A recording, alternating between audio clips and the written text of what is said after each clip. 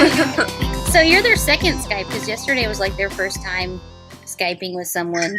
They were very shy. Oh, don't be shy. So today we're starting over with a new deal. So can you tell us like a little bit about you and who you are? Absolutely. Well, how many people know what littleBits is? Do you know what littleBits are? We played with them yesterday. Yes. Yeah. Oh, so everybody knows what littleBits is. Okay, awesome. So my name is Krystal. I'm the director of product design here at littleBits. So I studied what's called industrial design in college, which is the design of products. I joined littleBits actually 4 years ago, a long time ago when the company first started. I started off as an intern, and then I kind of worked my way up, and now I lead a team of designers that helps design the actual bits. I have some. I'm actually in a room where we design a lot of projects. So this is like what we call our playroom, where the designers think about a lot of ideas and brainstorm. So yeah, my job is I basically lead a group of designers and develop the new bits and the new kits and new accessories that littleBits sells, and thinking about how we can make the process of inventing with littleBits as awesome as possible. So what was your first littleBits project? What was my first littleBits project? Okay. I actually think my first littleBits project that I ever made was what we call the confetti cannon, and it was a box that had 2 fans inside with like a tube. So you would put confetti in the box, and then if you, I think it was motion triggered. So when somebody walked by, it would shoot confetti off the top of the box. Yeah, that's so cool. Yeah, that one. And then when I was an intern, closely after, I made an interactive cat.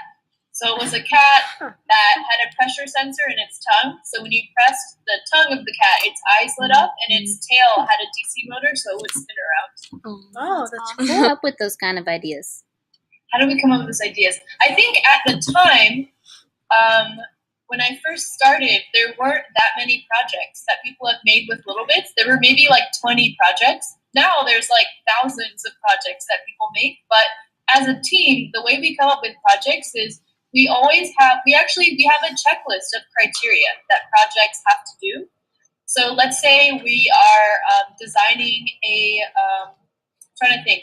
Let's say we're designing the smart home kit, which is one of our kits that's for adults to like create their own devices. So we would create a checklist of, okay, a project will be successful if somebody can install it in their home, has fun while they're doing it, can solve a problem, that they encounter every day, and we would create that criteria. And then as we develop projects, we would check back in and say is this project meeting the criteria? Like maybe it's too hard to install, then it's not such a good project. Or maybe we thought it was a good idea and then we user tested it and nobody liked it, and then it's not such a good idea. And that happens all the time. Like we'll brainstorm like 20 projects. We're working on some products for like 8-year-olds right now. So we'll invite a bunch of 8-year-olds and their parents in, and we'll have them pick what project they want to make. Sometimes the one that we thought was going to be awesome, nobody likes. So it takes I would say it's a combination of making sure you have goals for what the project has to do, because then you know if it succeeds, and then doing a lot of user testing. All the designers are very fun and playful, so we are not as far away from an 8-year-old as most adults probably. It's hard to predict what some people like, so you have to try it. Yeah. Be good at math to do all that stuff. Do you have to be good at math to work your job? No. No. God, that's great. It's interesting because I think I actually really like math, but I don't have to do it at work. And there are a lot of great tools that make it easy. I work on product pricing, so trying to figure out, if we want to sell a kit for $99, how much does everything have to cost? How much money does littleBits make? Stuff like that. But I don't do the math in my head. I usually will use a calculator, or I'll use a Microsoft Excel or a Google Sheets, so that will do the math for me. So you need to be good at computing. So industrial design, is like, let's see, the way I describe it, it's kind of like architecture, where in architecture you learn about how to design a building and how people flow through the building and how like to construct a building. And it's the same idea, just on a smaller scale of products.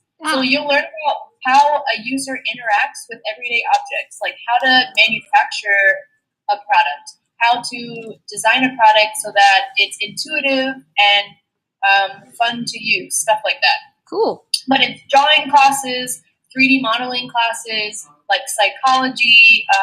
You probably will have to take physics and math and stuff like that. But it's all in the context of, to somebody not like physics, Yes. it's all in the context of trying to make someone's life better with products. Cool.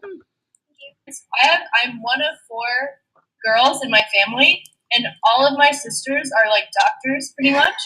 So I was the only one in high school who was like, I don't want to be a doctor. Like, I don't want to be a scientist. So I had to figure out what I wanted to do. And I was very artistic. So I thought that I was going to go to art school, which is like every parent's nightmare. My parents' nightmare. But I was really good at science. Like, I really liked math and I liked physics. But I didn't want to be like a math teacher or like a math major. So I actually Googled like careers in art and science, and I found industrial design, and I ended up really loving it. So I think it's a good mix of like technical but creative. Cool. Project that you've ever done. Your favorite project you've ever done, and that doesn't have to be like a littleBits project, but like maybe something you've designed or. Oh, okay. Let's see. I'm working on a project right now. I would say 2. I'm working on a project right now that's not real yet.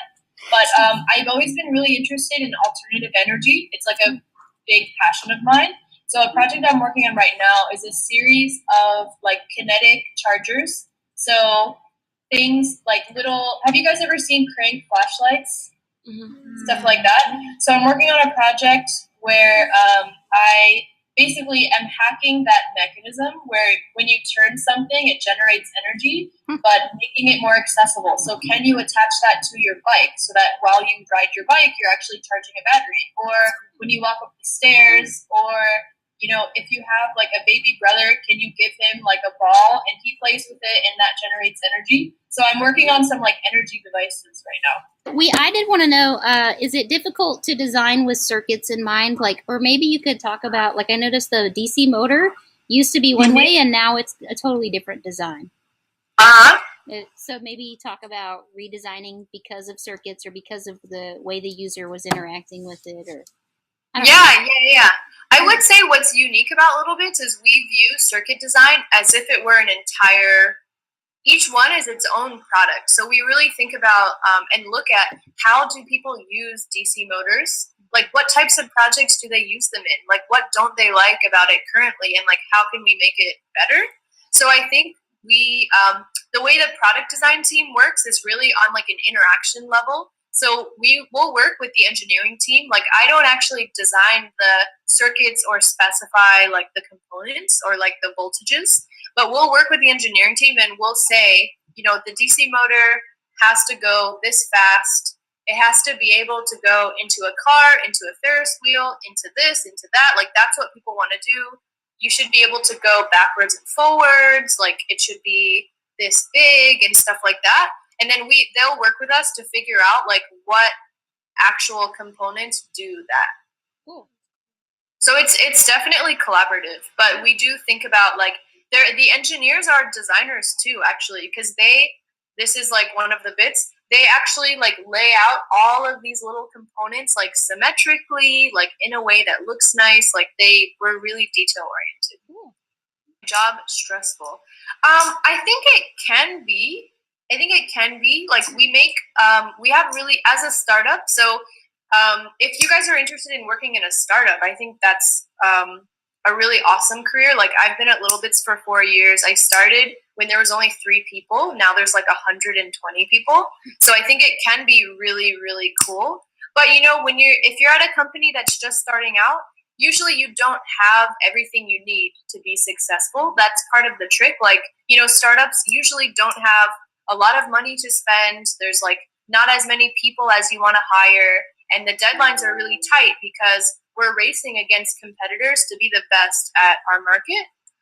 So I think it can be stressful, but it's always really fun at the same time. Thunderous Thursday. That's actually just it's just a joke. We're really silly. So our team, we meet every day at like 9:30 and we make a goal for the day. So like, I think this might be the goal for tomorrow. So Thunderous Thursday, and then there's post-its on which designer is going to do what thing. So it's just for fun. Are you color coded? Actually, blue is the name of the designer, and then red is what they have to do tomorrow.